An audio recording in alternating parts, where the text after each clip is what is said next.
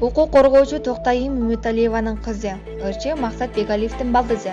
Ырчы Бурашта бүгүн 18 октябрда турмуш жолуна узатуу салтанаты Фрунзе ресторанында өтүп жатат.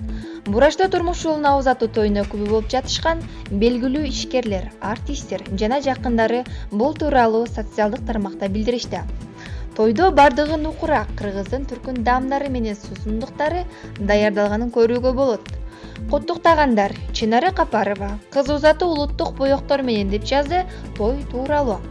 Токтайым Үмүталиева эжебиздин кызы Бураш Сулуунун турмушка узатуу салтанатты барган жеринен бакыт тапсын деген куттуктоосун жазды. Ырчы актриса манасчы дастанчы Ширин Сарыгулова 2 жашка бакыт тиледи. Кыргыз элинин сыймыктуу кызы Токтайым Үмүталиева эжебиздин эрке кызы Бураш кызыбызды турмуш сапарына узатып, тууруна кондурдук. Эже тоюңуз куттуу болсун. Журналист Элнур Кулуева да 2 жаштын тоюна ортоктош болгонун айтты. Бүгүн белгилүү укук коргоочу Токтайым Үмүталиева кызы Бурашты турмуш жолуна узатып жатат деп Facebook баракчасынан куттуктап өттү. Булак Боронбек Кийже.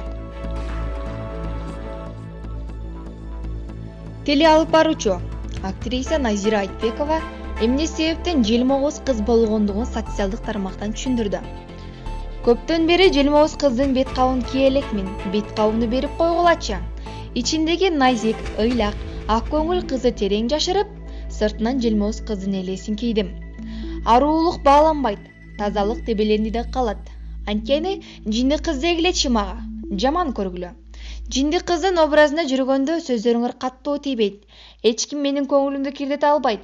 Мен бирөөнү ыйлатышым мүмкүн, бирок мени ыйлата албайт. Жаман кыз мени коргойт.